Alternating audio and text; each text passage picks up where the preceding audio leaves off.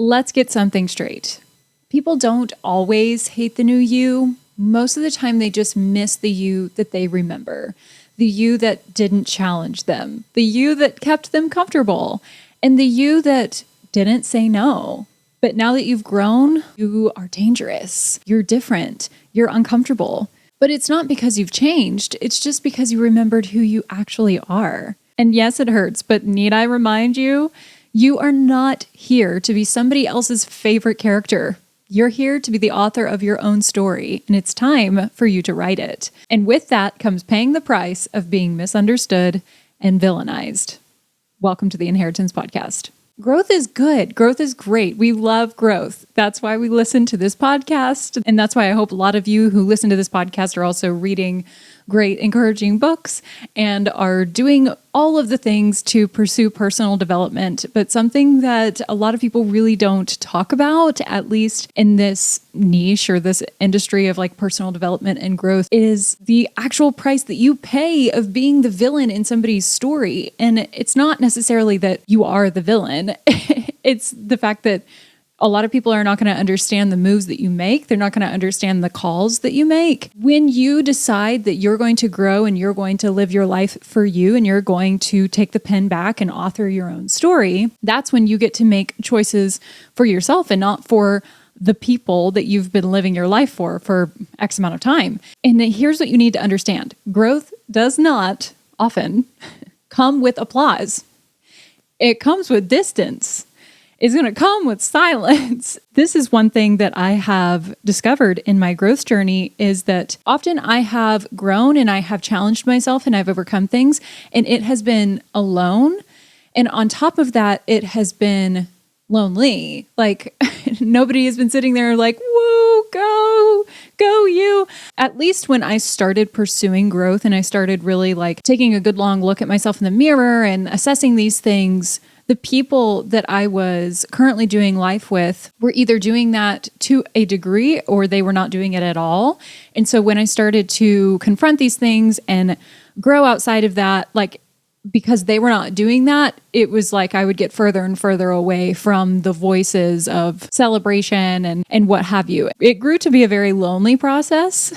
I've talked at length in other episodes on this podcast about what my process kind of like required of me and how that was emotionally and mentally challenging. Nonetheless, it was the best thing I ever did for myself, but I did it by myself. And I think that that is something that people don't anticipate when we start having these conversations of like, yeah, we're going to better ourselves and we're going to go to the gym or we're going to start going to therapy. You fill in the blank. Oftentimes when you make that decision to stop doing something and start doing something else, there is going to be a differentiation between the people that you've been hanging around that are still doing that and want you to continue doing that and the person that you want to be. It's not going to come with applause. 9 times out of 10, it's going to be like, okay, good for you. I'm not necessarily saying that out of the gate, every time you grow, you're going to be a villain.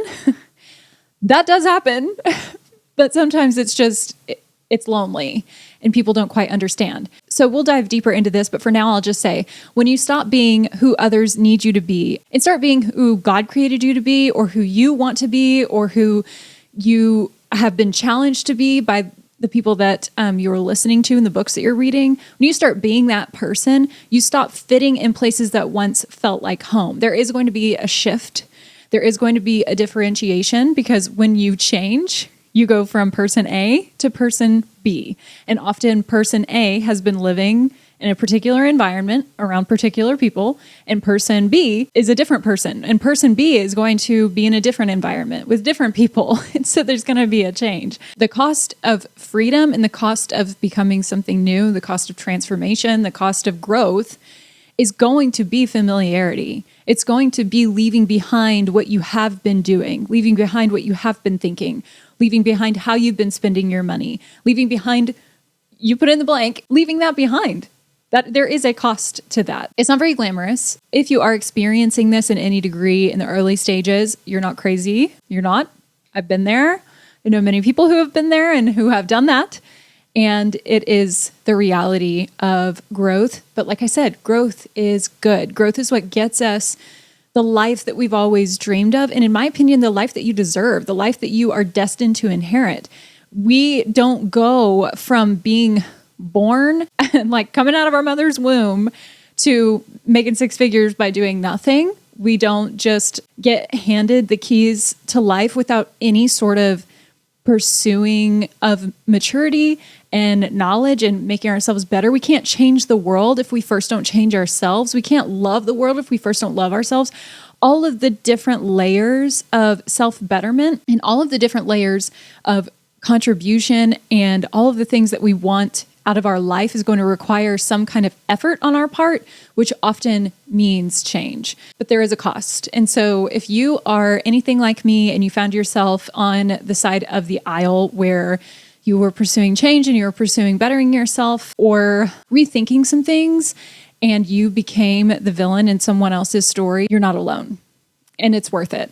If being misunderstood is the price of becoming, pay it in full. Pay it. Because at the end of the day, you are not living your life for someone else. We're not trying to be their favorite character. I did that for like 25 years. I tried to be everybody's favorite person. I tried to be everybody's favorite. You fill in the blank. It was exhausting. I need to stay true to who I am so I can become the best version of myself. And so in being misunderstood, I paid that price in full. And I'm still paying it. But that is the only way to live the life that I am supposed to live and to figure that out and wrestle that out. I can't hand this off to somebody else and say to them, you figure it out. So then when shit hits the fan, it's not my fault. Now that we've kind of addressed the overarching theme of this episode, I want to talk about where being misunderstood and potentially becoming the villain in somebody's story, like where that's going to show up in your life.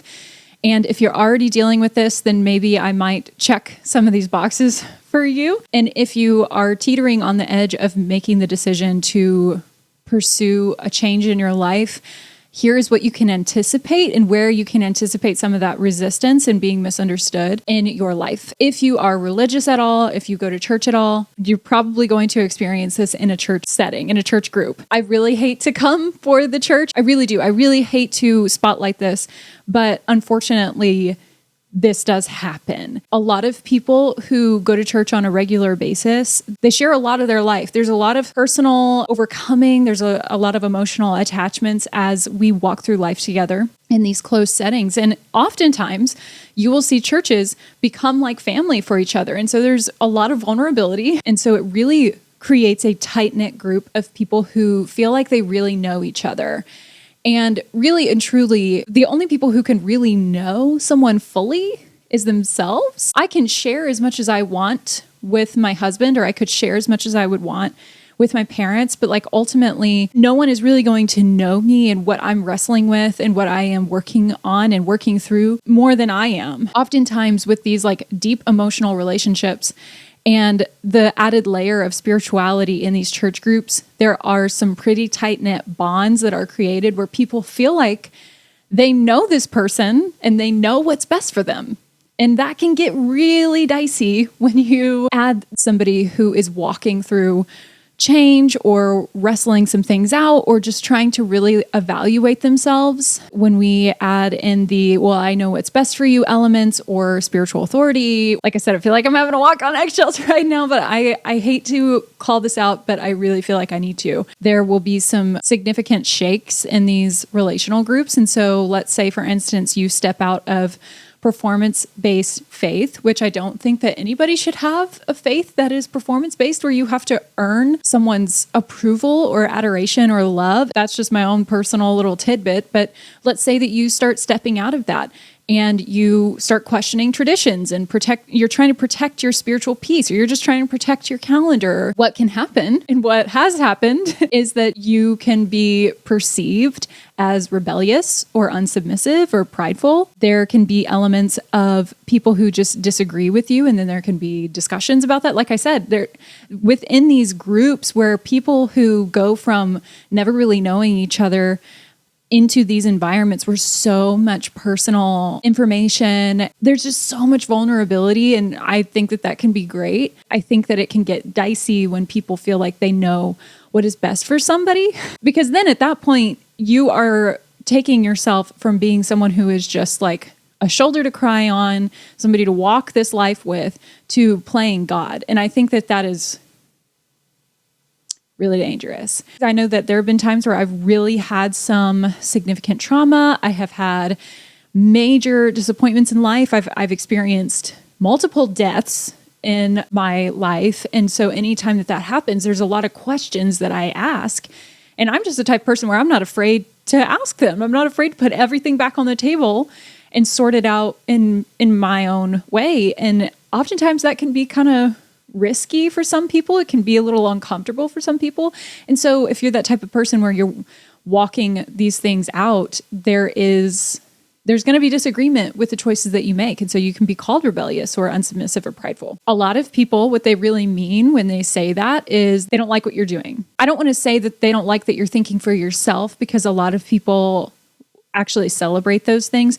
But I think that there is a difference between unity and uniformity. And a lot of times it can become where they're saying like, oh, we want you to think for yourself, but they really mean we want you to think like us and agree with us, because there is a discomfort with navigating a close personal relationship with someone that you disagree on important topics. And that's not unity, in my opinion. I think that you can be unified with somebody and love someone and stand with them, even if you don't fully agree with how they live their life. Or, everybody has to wrestle this out on their own. If you are experiencing this in a church setting or a church group, it's unfortunately normal. You're not alone. You're not crazy. It's really sad to experience this. And it's all just about you're trying to wrestle things out and take responsibility for your life and accountability for how you're living it, and wrestle that out, even though it doesn't look the way that they want it to look, or it's not unfolding the way that they want it to unfold. But you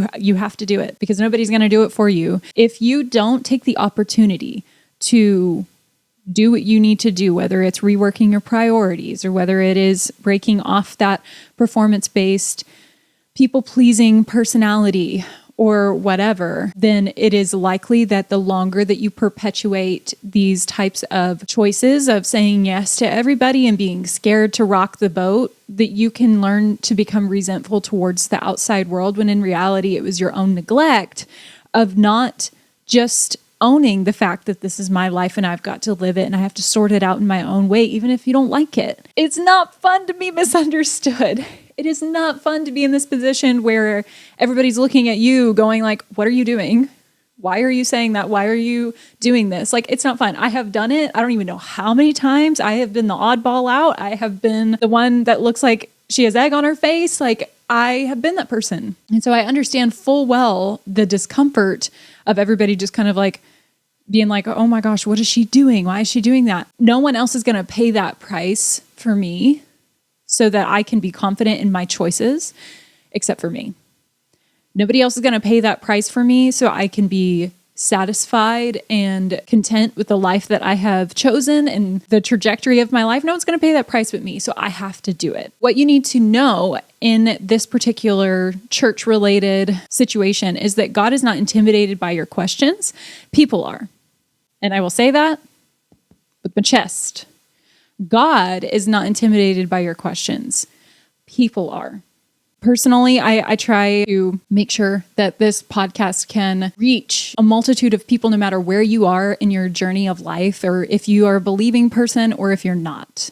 I personally do believe in Jesus and I love him. But this issue that I have with this us and them thing with the church is really disturbing, because when it gets to this place where the church group is intimidated by somebody wrestling out life and making different choices than they deem is best for that person, we start drawing lines in the sand and cutting people off and giving ultimatums. Like, I really struggle with that.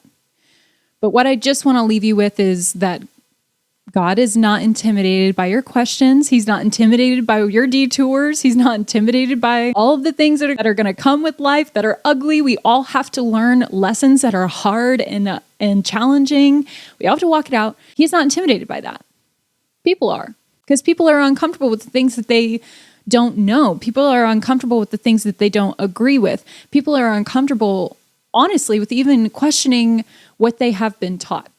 what they are familiar with. Familiarity is comfortable for a reason. But then when it gets questioned or when it gets put on, the chopping block, that's uncomfortable. Be bold and question it if you need to. Rework your priorities, stand 10 toes deep on what you want to do. If you're going to be the odd one out, so be it. You have to wrestle it out to know what to do. No one's going to do it for you.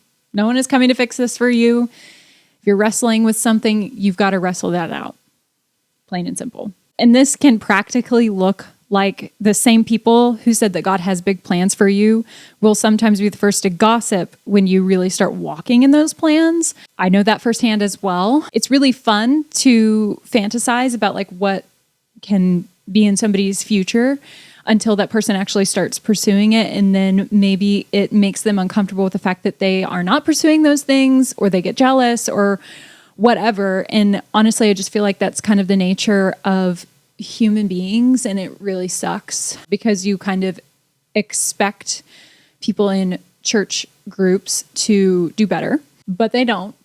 And so stand firm on what you're doing. Stand firm on the things that you're working out and you're walking out in your life. You'll figure it out. You'll sort it out as you go. If that career is not for you, if that relationship is not for you, if that move is not for you, you'll figure it out. But you can't live wanting to stop the gossip. It's never going to produce anything for you. And so sometimes church culture can be a little bit more about control than it can about Christ. What you need to know is that discernment doesn't always look like obedience to people pleasers in leadership or just in general, in your small group, in your friend group. So if they don't like it, that's not their problem. It is your problem. You've got to sort that out. Are you proud of that? Are you satisfied with that? I will say that Jesus himself, if you read the Bible, if you read history books, he was considered a radical amongst what should have been his peers, amongst what should have been people who knew who he was and recognized who he was.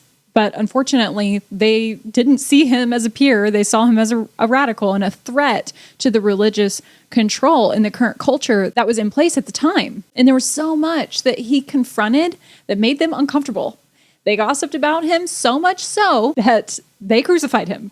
And I'm not saying that like your life decisions are going to lead to that. You need to understand and be comforted by the fact that if you are experiencing these things, when you are navigating what is best for your life, you are not alone, even in the fact that Jesus dealt with this himself. Be comforted in that. You're likely also going to experience this in work settings, friends and family. In work, you might experience it due to setting some boundaries. If you're experiencing burnout, or if you're with your friends and family, you stop being the fixer or the therapist or the emotional ATM, or you just stop like coddling the toxic behavior that they are perpetuating because you don't want to repeat that in your own life.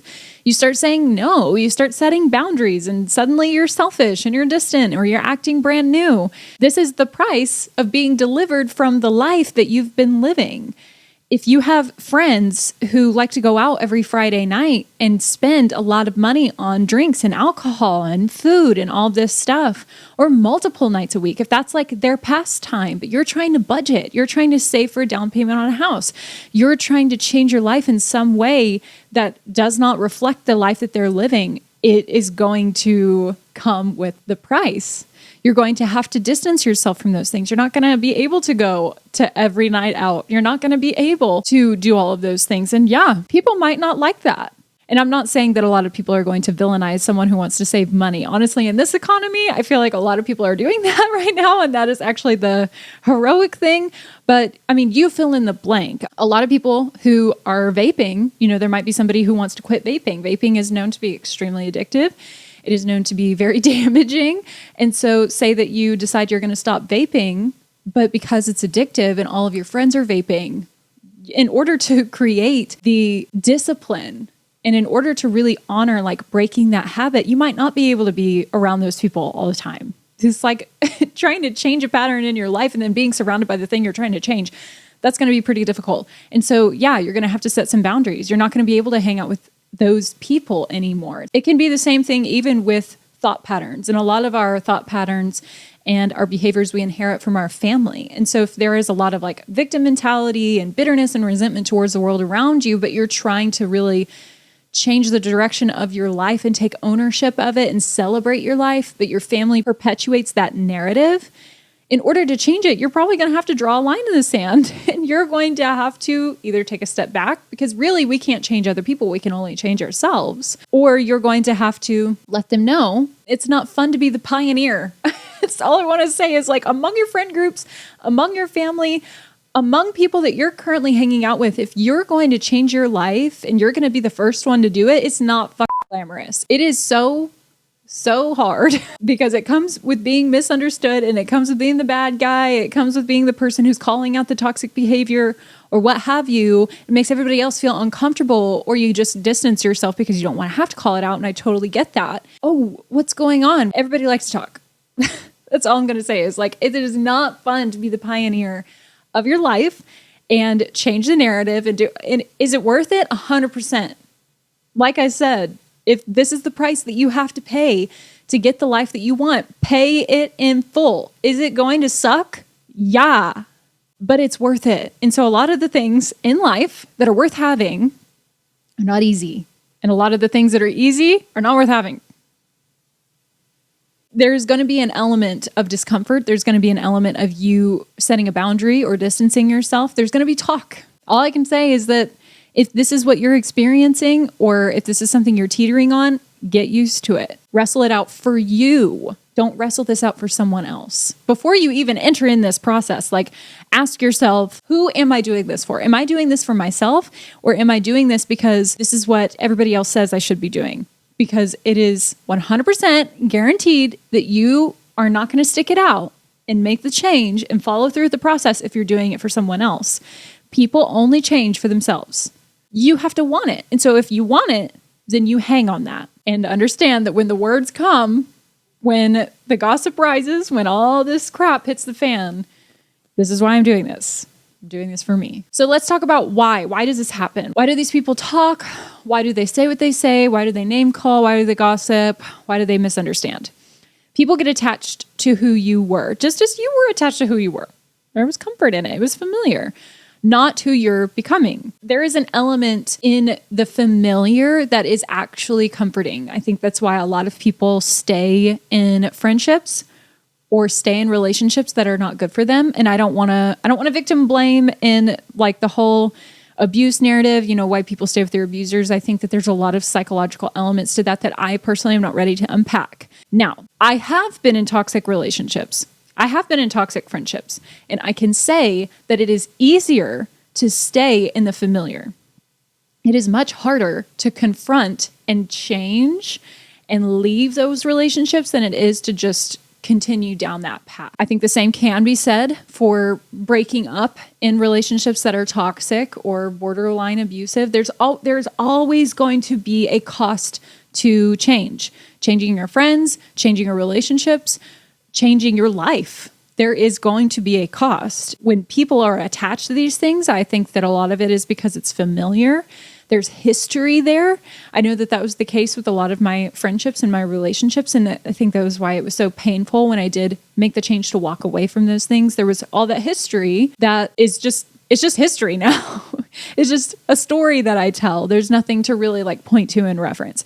And so there's a lot of emotional attachments to the person that you are, not just the relationship that you have in their life. A lot of people will confuse comfort with connection. So just what I was saying, it's not that they value the relationship that they have to you. It might just be that, oh, you've just been in my life for 5 years and you've walked me through this, this, and this, and you've been this person to me for this long. You've been my little therapist. You've been my little emotional ATM for 5 years. And that's great. That is not serving them. That's not helping them. That's not helping you. If you don't want to be somebody's emotional ATM for another 5 years, then it's going to be uncomfortable for that person to let go, because now you're deciding to leave that role. When the misunderstandings come about and the villainizing starts happening, realize that if they were attached to the connection that they had with you, you really deep down, that there wouldn't be this narrative happening. I think that there is merit to saying that a lot of people, even in misunderstanding our decisions, we are able to love someone and not villainize them. Do we understand all the time? No. I don't agree with a lot of people that I love, but I don't make them the villain in my story because their change makes me uncomfortable. I think that is worth acknowledging if you are experiencing that, asking yourself, like, what kind of role did I play in this person's life? Because if they are villainizing your decisions or the way that you're living your life, or the change or whatever, and the connection between you has been broken, then I don't think there was really any connection that was of value and in substance besides the comfort that was offered in that time. I've had many friendships outlast many changes. I've had many friendships outlast multiple disagreements. In fact, one of my very best friends I had all throughout middle school, junior high, high school, and still to this day, she's one of my best friends. And her and I would argue in middle school and junior high. Like, we had homeroom together every year. We would argue because there would be decisions she was making that I thought were bad. And then there were decisions I was making that she thought was bad. And she would confront me. And I have so much respect for her, actually, because in our disagreement, we sorted out our connection. And I value our connection more than I value the comfort of the life that I'm living or the life that she's living. And if I disagree with the things that she's doing, it's never going to trump my love for her. We had the opportunity when we were younger to learn that. If you have a friendship with somebody and it hinges on you making them comfortable, kind of stroking their ego and saying, yeah, I'll just stay in the box that you put me in. No, honey, that's not a friendship. So stop over-explaining, over-giving, over-functioning. Stop answering to every question that they ask. They need to lose the version of you that served them, that made them feel comfortable. That needs to go away because that's not who you are. Who you are is who you're becoming. And that's who they really need to love. And if they don't want to do that, then they don't have to have access to you. Some people didn't love you. They loved the role you played. And that sucks to hear. But it happens too often. We just keep on trucking. The price that's going to come with realizing that is learning to be okay with it. Learning to be okay with being misunderstood and villainized. Here's how we are going to learn to do so. We're going to acknowledge what hurts. And if it's everything, that's fine. I think at the beginning of my process was like, I don't know what hurts. It feels like everything hurts. I can't stop crying. I can't get out of bed. That's probably going to happen depending on the amount of relationships that you might be walking away from, or might be walking away from you, or cutting you off, or whatever. Or it might not be quite as severe. And I hope for your sake it's not, but it happens. Let's just go ahead and say what is obvious. It hurts to be misunderstood. It hurts to be talked about, left out, and falsely labeled. It hurts to be cut off. It hurts to be unfriended. It hurts to be blocked. It hurts to have the reality of the fact that your relationship that you had with this person was not what you thought it was. That hurts. Trust me. I get it. But staying small so people feel big isn't love. That's bondage. Staying where you are so people feel okay. Keeping your thoughts the same rather than pushing the boundary because you feel like that's what you need to do so that people don't feel uncomfortable. That's not how this gets to work. Just like I say in all of my other episodes where we have to learn to be okay with someone pushing in on our boundaries and someone saying things that we don't like and sharing their opinions, just like I say all the time. Everybody has opinions, just like they have butts and they all stink and everyone's going to share them. Just like I have said in previous episodes where we have to learn to be okay with that being said about us, we also have to know that we have one life and the only person who gets to live it is us. And so you have to learn to be okay with how you do that.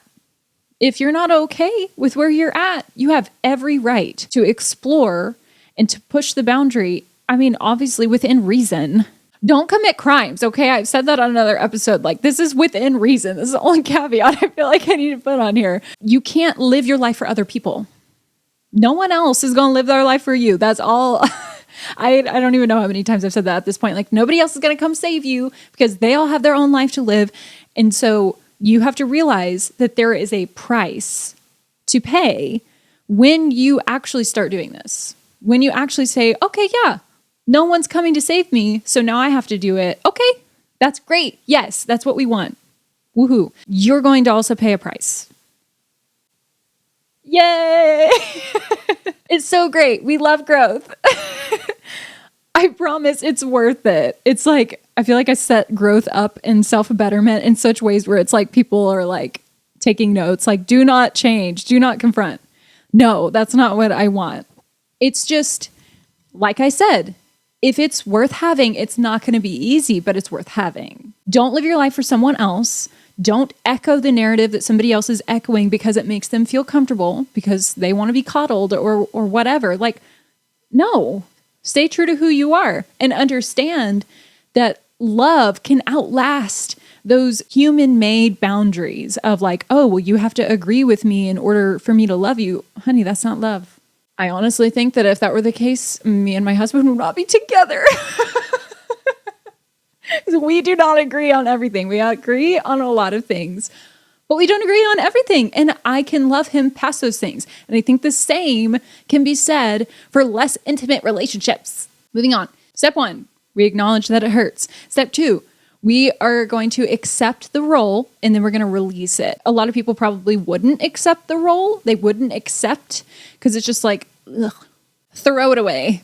But I think it is super valuable for us to like sit, accept that it hurts and sit in it enough to really like understand what is happening. Because I'm of the mind that if I'm going through something painful, I want to learn as much as I can from this process and from this breakup or from this change or what have you. I want to learn as much as I can from it so that I don't make this mistake in the future. If we just dismiss and like throw the baby out with the bathwater, which is such a funny term, but if we do that, we lose the opportunity to learn as much as we can from the pain, even though it hurts and even though it sucks. Like, nobody wants to just sit in it. And I'm not saying just like stay complacent and never grow from it and release it. No.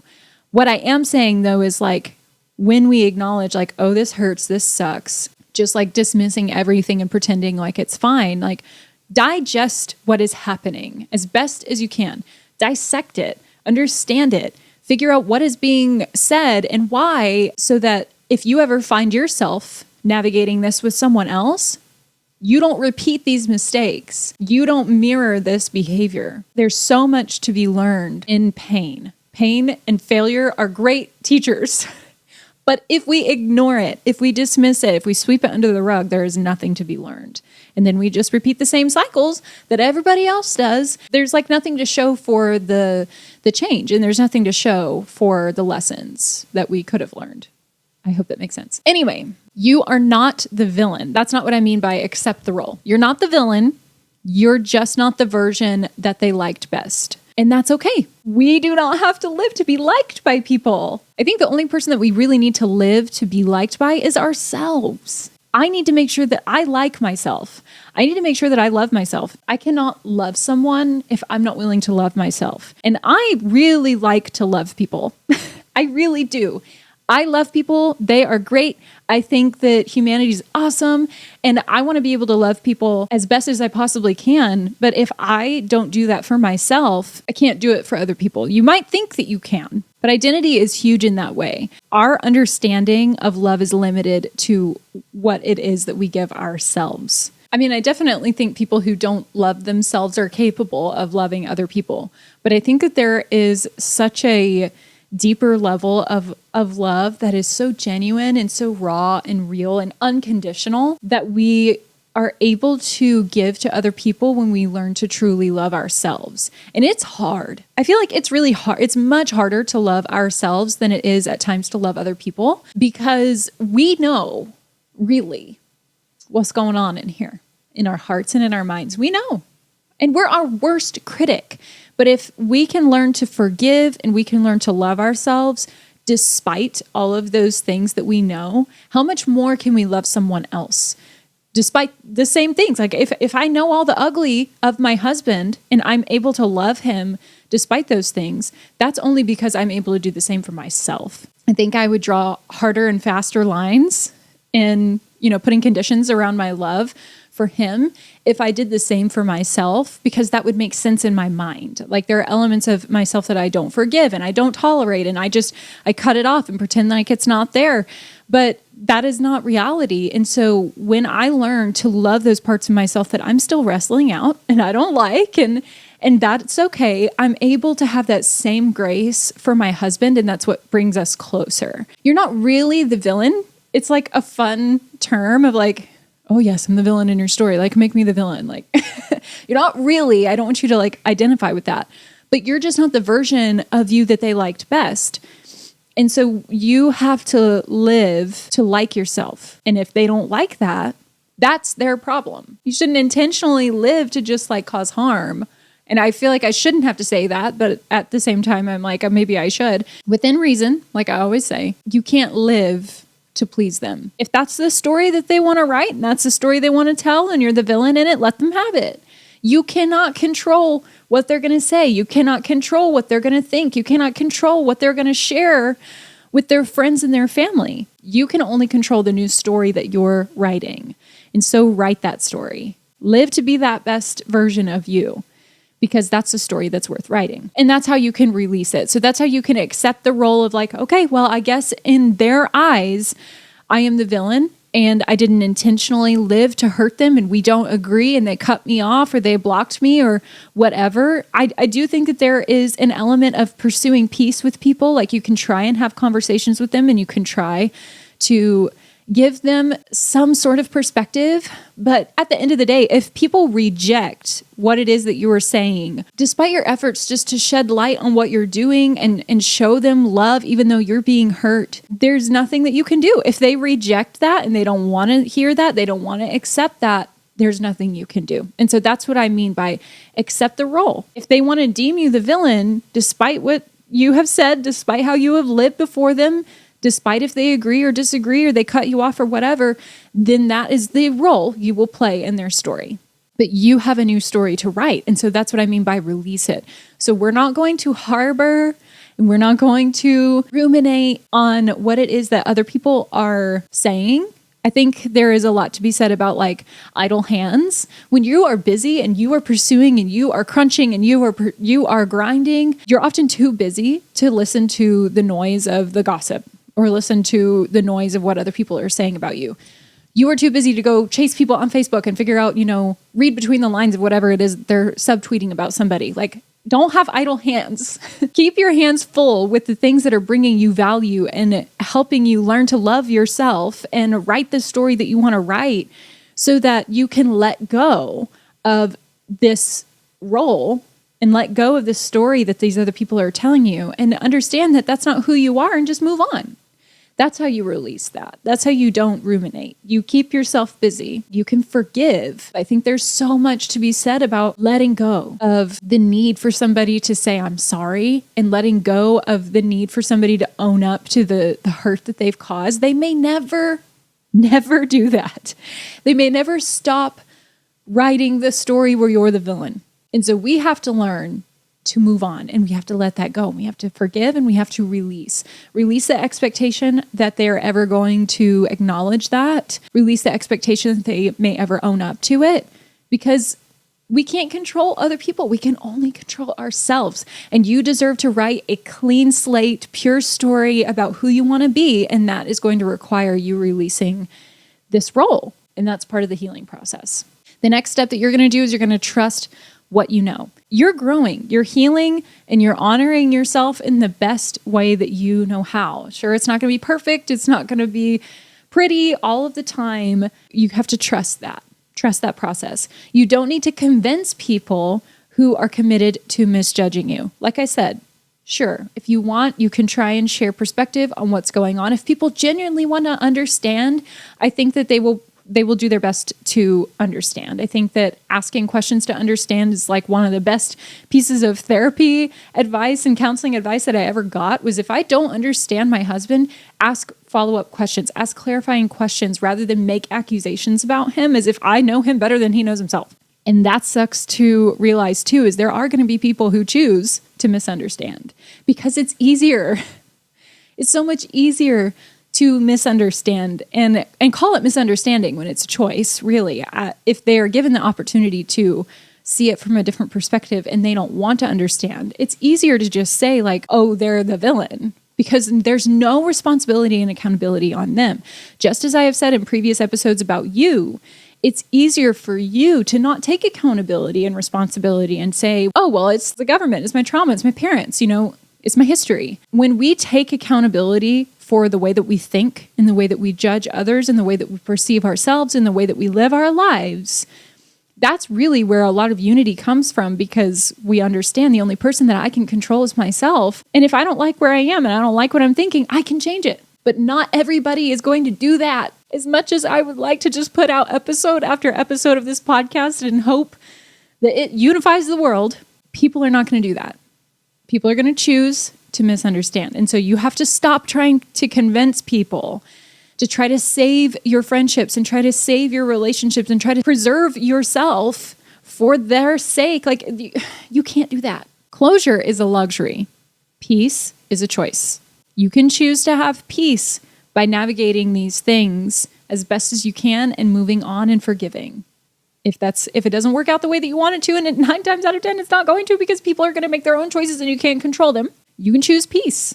You can forgive. You can move on. You can start putting pen to paper for your own story. Not everybody gets to have closure.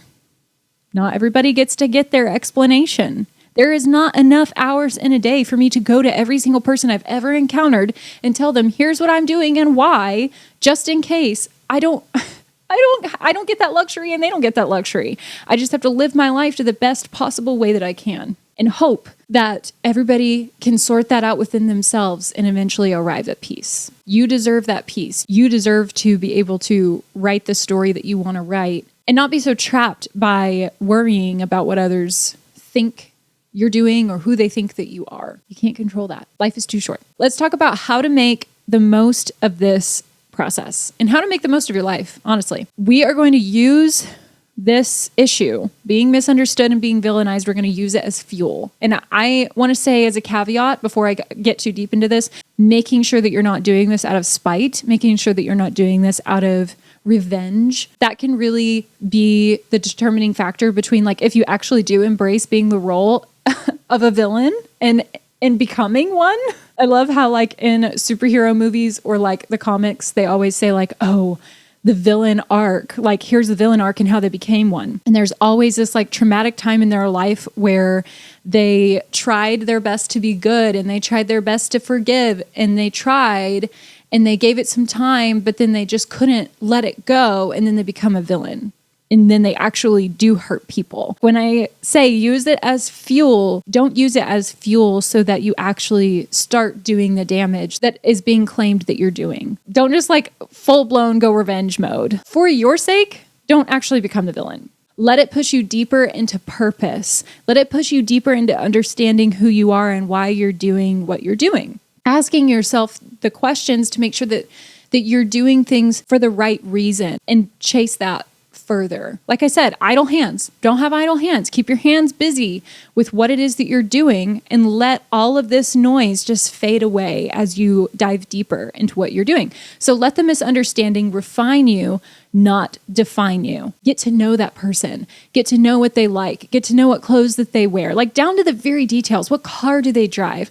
What house do they live in? Like, where do they live? And let all of this noise push you further into who you're trying to become and getting to know that person and who they are, because you deserve that. We're going to reevaluate our friendships and we're going to reevaluate the tables that we sit at and make sure that the narratives and the stories and the lives that these people are living are the ones that we also want to emulate. Those same rooms are going to be where no doesn't mean betrayal. It means a boundary, and that is respected. And honestly, one of the first times in my life, I got an email from a potential client, and I am, way past my capacity with my business right now, which is a great problem to have. I am so happy about that. And I really wanted to bring her on. She's an amazing, amazing person. She just wrote a book recently, and I got to be a part of that book launch party. And she wanted me to bring her on. And I wrestled with it because I am in the middle of quite a few projects right now. And I just am spinning a lot more plates than I realized I was. And so I ended up telling her, I really want to do this, but I am not able to at the moment. I need to waitlist you, and we can come back to this when I'm ready. And she respected that. She actually said, way to honor and love yourself, and celebrated the fact that I told her no. And I don't think I have ever really experienced that, especially in a professional setting. I used to work in environments where no was a threat and it was a challenge. And often there were questions around why I was saying no. For the first time in a while, at least, being able to say no and not be like, is she going to like write me off now? And she didn't. And so that's what I mean by create those new rooms and sit at those tables, like sit at the tables who are going to admire you and honor you and celebrate you because the person that you're becoming, they also are becoming those same people. Another thing that you're not going to do is dim to fit in. I feel like a lot of us do this when we're young and we're kids and we want so desperately for people to like us. But at this point in the process, you have learned that fitting in and being liked by people is just... That's no way to live. We're not living our lives to be liked by people. We're living our lives to be liked by ourselves. And so we're not going to dim our lights. We're not going to dim our personalities. We're not going to dim our goals and our dreams to be liked by someone else. You were not born to be digestible. You were not born to be somebody's favorite character in their life and in their story. You deserve to be the favorite character of your story. It's your story. Be who you want to be. Do what you want to do. Like there's so much like life ahead of you, no matter where you are in your life. Even if you are an older person, like you are still here to learn this lesson. I feel like everybody deserves to really learn to love themselves. And I'm getting emotional. Everybody deserves to love the person that they see in the mirror. And I feel like too many people go to their graves loving everyone else and hating themselves. Too many people go to their graves not realizing who they could have been had they just done it, just done the thing, just broke the mold, just told the truth. I don't know where we get this idea that we have to fit into somebody else's mold, even if the person claims to know what's best for us. Really, the only people who know that is us, and nobody else is going to do it. Not everybody gets to hear, I'm proud of you, son. I'm proud of you, kid. I'm proud of you, daughter. Not everybody gets to hear that. Sometimes we have to do it for ourselves, and we deserve that. We deserve to hear that, even if it's from ourselves. So you were not born to be digestible. You were born to be whole. You were born to be you. So don't dim to fit in. I know this might be controversial for some people. I've never really been into Love Island. I watched a couple episodes this season out of curiosity because I was seeing a lot of like hullabaloo on TikTok about it, but watched a couple episodes and I think it is so cute how Amaya, the Islanders did not really like her, but America that was watching this show, they fell in love with her because she was unashamedly herself. She was unapologetically herself. She always wore her heart right here on her sleeve. She always said exactly what she was thinking. And she was always trying to do her best to like learn from her mistakes, but at the very same time, stay true to who she was. And so she won the show. And she won America. And I find that so inspiring when I say like, don't dim to fit in. She did that. She honored that. And I have so much respect for people who, in spite of a small group or a large group of people, looking at somebody and saying like, you're too much, you just need to settle down, or you need to do this, you need to be quiet, or we don't agree with you, or whatever. I have so much respect for somebody who has the ability to say like, you can take me as I am or watch me as I go, because I'm not changing for you. If I'm going to change, I'm going to change for me. You were not born to be digestible. You were born to be you and wholly you. If your healing offends them, if your journey offends them, let it. You do not owe anyone a watered down version of yourself. I feel like I would not do this episode justice if I did not address the other side of the aisle in this episode. So I'm going to go ahead and do that. So for those who choose to misunderstand, this is for you. Maybe someone you love set a boundary, walked away, or changed. Before you villainize someone, ask yourself, did they really hurt you, or did they stop tolerating the environment that you both were in? Did they really hurt you, or did they just choose a different path? Are you grieving them, or are you just grieving your access to them? Are you really grieving them, or are you grieving the familiarity And a lot of those answers I feel like can be pretty ambiguous. And I feel like I'm only just scratching the surface with these types of people. But two things can be true at once.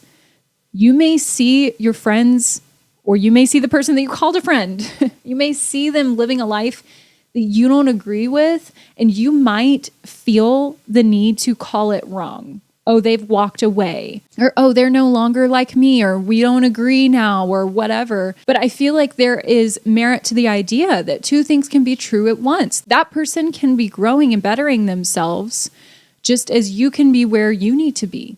Just because you don't go with them doesn't necessarily mean that you're in the wrong either. So there's no need for you to be defensive. It doesn't mean that you guys can no longer be friends. We don't all have to exactly agree. We don't exactly have to have the same opinions and the same ideas about life in order for us to still love each other and walk side by side. So yeah, two things can be true at once. Yes, they could have communicated better. Yes, they may have changed in ways that feel unfamiliar.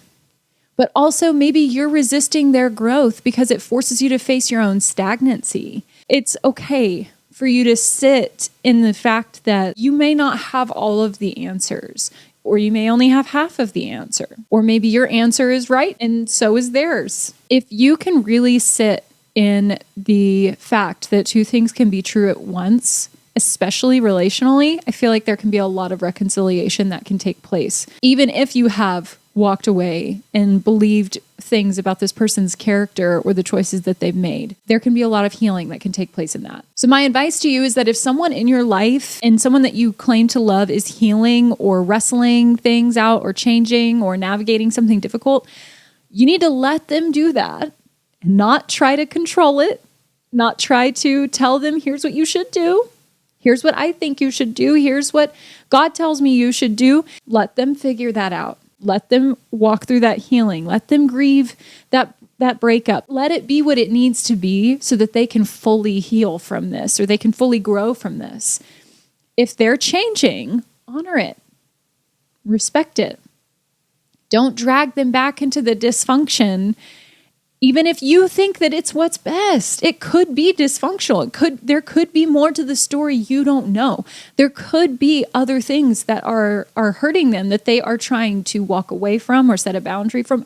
Don't try to drag someone back into something that you don't know the full story, or you don't understand why. Or it may just be that you think that this is best and you're trying to kind of make that work for them because it works for you. Don't do that. Just because you miss the version of them, and you miss all of the times that you guys have done XYZ, and you miss all of these other things, or you wish things would go back to the way they were, it doesn't mean that that is what is best. Instead, I would tell you to ask yourself, how can I love them now, even if they're different? Even if that different is something you don't agree with, or even if they are questioning, or even if they are wrestling, or even though they're struggling, how can I love them now when it's different? I would also say to let go of the story where they're the villain and you're the victim. Claiming that you're the victim of somebody else's change or actions or words or whatever, that's not serving you. That doesn't do you any favors. I'm of the mind that you cannot grow from being the victim and perpetuating that idea. There's no bettering that is happening from always making somebody else the villain of the story that you're in. At some point, you have to stop doing that. Try your best to seek to understand. And if you don't understand, then you can still love them and still honor them, even when you don't understand. But stop being the victim, because that's not helping you. That's not helping anybody. I would lastly say, write a new chapter where both of you evolve and nobody gets demonized for it. It is totally possible, like I said, for two things to be true at once.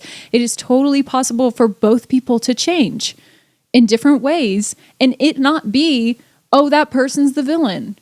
Now it's me versus that person, or it's an us versus them. There is nothing that is more divisive than living in that way. If somebody walks away from your beliefs, or if somebody walks away from the way that you think and chooses to kind of think a different way, there's nothing more divisive than for you to just say like, oh, well, now because you don't believe what I believe and think the way that I think, now we can't we can't be friends, or we can't be together, or you changed and it's your fault. Like, that's ridiculous. There's this little drawing, and I'll include it in the video, where it's like two caterpillars that are talking, and one goes into the cocoon and transforms into a butterfly, and the caterpillar comes back, the other one comes back and says, "Oh, you've changed." The butterfly replies, "We're supposed to.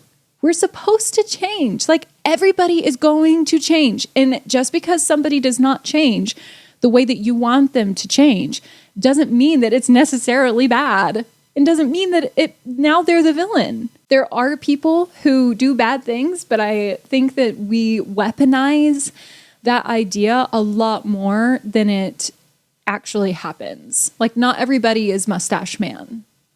Your friend that just kind of is questioning their faith, or your friend that is going through a really rough breakup, or your friend who doesn't want to go out and party every night and save money, they're not a villain. And the more that you push them away in that way, honestly, that's a reflection of you, and that's kind of ugly. I definitely think that there are better ways to navigate disagreements in relationships and navigate life than believing that one particular way of thinking and believing is the hero and the other one is the villain. I just think that there is way more gray in this scale than black and white. I'm going to get off my soapbox on that, but I hope that that was helpful to anybody who's kind of choosing to misunderstand or really struggling to understand and kind of finds themselves perpetuating a cycle where they are name calling or gossiping or really just struggling with somebody else's choices or thought patterns. So in order to help calm the waters and keep everybody from being defensive, I'm going to give you real life examples of people who have experienced this very thing, how they overcome it, and reassure you that if you find yourself on either side of the aisle, how you can kind of see yourself in this person's story or see yourself in their story from the other perspective, and how you can do better going forward. So as I've already talked about, Jesus himself was misunderstood. He was misquoted. He is misrepresented, and he still changed the world. Even by his own people that were anticipating the Savior to come, like, they missed him completely. They crucified him. They deemed him the villain in their story because they did not agree, and he lived a life differently than they thought that he should have. And he still accomplished his mission. He still changed the world. With his example in mind, I want to remind you that you don't need the crowd's approval to walk in what you feel called to do. Another one, as I've talked about in previous episodes, is Taylor Swift. And I know a lot of people don't like her, and I know a lot of people really like her. But I mean, she has experienced so much. She's been dragged and dismissed and discredited. And that has been a big part of her career, is being intentionally misunderstood by people. I feel like a lot of people create a lot of income off of just like slandering her and gossiping about her. A lot of people just make money talking about her. But the thing about her is that she has risen from the ashes on her own terms.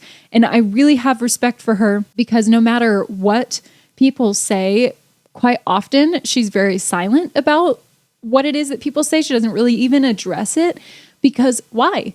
Her hands are too busy. She's got too many things in her hands to really meddle with the gossip and deal with all of it. She is a self-made billionaire. Another example is Frida Kahlo. She was labeled as too much, too loud, too different, but now she's iconic because she didn't wait for permission. And I've given a couple other examples in this episode, but I just wanted to give a couple more before we move on, just to motivate you, to show you that even public figures and even people on a day-to-day basis, even like Amaya on Love Island, she won over all of the viewers. I really hope that that encourages you in your journey to know that you are not alone in what you're dealing with and that you can get through this. A couple closing reminders for everybody who is listening or watching. I want to leave you with a few things. For the ones who are evolving, you do not owe the past a performance. You do not owe the crowd an explanation. You do not owe the version of you that kept them comfortable anything but a thank you and goodbye. For the ones watching someone change, let them go. Let them grow. You don't have to agree in order to love. And life is about growth and transformation, even when it's not on your terms. I would really encourage you, no matter what you're doing right now, if you're getting ready or you're driving, to just do some affirmations on yourself, speaking out loud, where you are blessing the person that you're becoming, honoring the person that you were, and looking forward to the future of who it is that you're becoming. And understand that if someone calls you a villain, that's out of your control. So be it. But you're writing your own story. And so understand that in your story, it's better to be free than falsely adored. It's better to be free than be somebody's emotional ATM, just serving them the ability to be comfortable and complacent. You deserve to be true to who you are. And so I will leave you with this last final thought. If growth costs you being misunderstood, if it costs you their comfort, if it costs you being the villain in someone else's story, no matter what you do to try to prevent that, choose growth every single time and pay the price in full. Know that I'm rooting for you. Know that you're not alone in this struggle of being misunderstood. On the other side of growth, there's always going to be the reward of what it is that you are pursuing. And remember that nothing in life that is easy is worth having. There's always going to be a cost to the things that you want to be, that you want to become in the life that you want to have.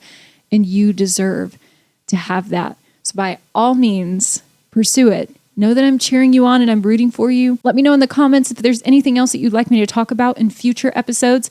Leave a like on this video and follow this podcast. And if you would, share this episode with somebody who might be going through something similar, where they are navigating being the villain in somebody's story and the emotional turmoil that comes with that. Share this episode so that it can encourage them to know that they are not alone and that they're not crazy, and to keep going. Also, make sure if you are watching on YouTube to subscribe to my channel, as more subscriptions and sharing this type of content gets it in front of other people who need to hear these kind of things. And hopefully, as we all grow and become the better versions of ourselves, we grow closer to loving each other better and overcoming things together. Thank you so much for watching, and thank you so much for listening to this podcast. I can't wait to see who you become. Even if you are the villain in someone's story, I can't wait to read the one that you write, where you are the person that you are proud of and you are the person that you like the very most. I'll see you next time.